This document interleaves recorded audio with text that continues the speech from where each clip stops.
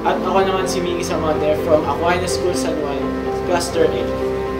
Ako po si Justin Reyes Walan, Mary Immaculate Kalinog, Iloilo, representing Visayas. Hello, I'm Dennis Bacosa from Cluster E from Holy Trinity University, Puerto Princesa, Palawan. Hello po sa inyong lahat. My name is Albert. I'm from Holy Trinity University, Palawan, Cluster E. Hi, ako nga pala si Jacob Willie from UST, Cluster A. Hello po, I am Nina Grace Inday D. Declarador from Notre Dame of Tulunan, representing Mindanao. Good afternoon, Domnet. I'm Franz Robert Estampador from Cluster D, and I'm from Sacred Heart Academy, Zarga, Italy.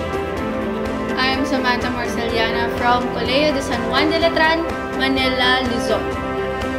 Hi guys, I'm Jose Janan Ridava from Cluster D, and I'm from St. Joseph Academy.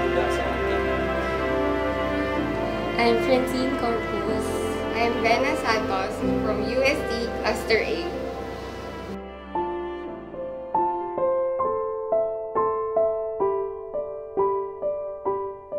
My last year's experience po, yun po nagpa-stay sa akin. For me, what made me stay is na hindi lang po maraming experience ang dito.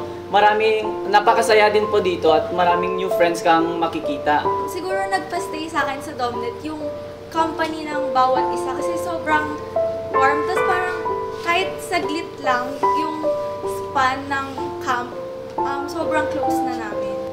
At ang masaya sa Domnet, yung kahit 5 days pa lang kayo magkakasama, friends pa rin kayo. Tapos kahit alam mong matagal na kayo ulit magkikita, pag nagkita kayo ulit, parang walang years or walang months na magkahiwalay kayo. Nung unang summer camp ko ng Jensen, first time ko na-experience yung feel mo na nabebelong ka sa Domnet. Tapos, isa yun sa mga reason kung bakit ako nag-stay. In terms of prayer, nababaguhin ang buhay mo. Kumbaga, tinitrain ka na dapat bago ka matulog, pagkatapos matulog, kinakailangan mo mag-pray. And aside from that, parang every seconds, kinakailangan kasama mo si God. Feel ko talaga nasa family ako. Ang babait talaga ng mga facilitators, lalo na nung last year, nung sa Iloilo, kasi pinaganda nila ako. Tapos, ang galing nila, sobrang mawawala talaga yung hiya mo sa mga sinasabi nilang mga words. Second reason ko kung bakit ako nag-stay is, marami akong nakilalang friends. Bisa pa may sparks pero family talaga. Domnet really brought me closer to God. Sa Domnet po kasi, dito ka makakamit ng iba't ibang tao na may iba't ibang personality. One more thing about Domnet is that napapaligiran ka ng mga tao with whom you can relate to. Kahit nakakapagod, yung enjoy pa rin. Super, hindi mo talaga mapantayin yung energy nila. Nakakatuwa pa rin.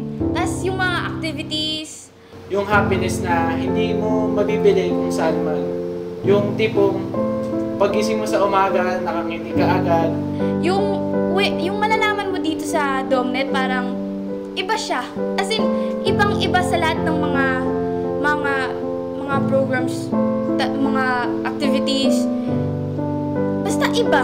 Hindi ko ma-explain. Iba lang talaga siya. Hindi lang yung students, pati yung mga teachers na nagiging katropa mo. Minsan nga, nanlilibre pa sa kantin. Since new pa lang ako, wala akong ibang masasabi. Iba yung experience. So, I think that's all. So, thank you! Una sa lahat kasi, syempre, kami, first time, tapos si Inday, matagal na. Parang kami, hindi namin ine-expect na magbaband kami ng ganito. Yung first time, parang, siguro yung similarities namin na, as a Dominican. Oo, hindi lang as a Dominican, be. Yung as tayo. Nagkakaintindihan kami, understanding. Ako kasi, I started joining the Domnet Summer Camp when I was still an incoming second year sa Jensen nung time na yon. So, parang nahihiya ako nung time na yon. Pero dahil din sa mga sinasabi ng advisor namin, nawawala yung hiya ko. Kaya pagdating sa school presentation namin, parang yung feeling na nasa yung spotlight. Tapos pagkatapos nun, ang dami nang nag-hi sa'yo. Hello, Inday! Nung first year kasi ako, alam ko na kung ano yung Domnet. Sa mga friends ko, sinasabihan nila ako, masaya daw.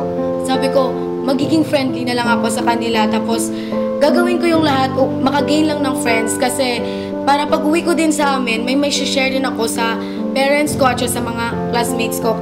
So, even though we're from different regions, different cultures, different disposition in life, but as one Dominican, as one community, we are all called to be in one faith, Hope, and love. And we are proud to be Domnet!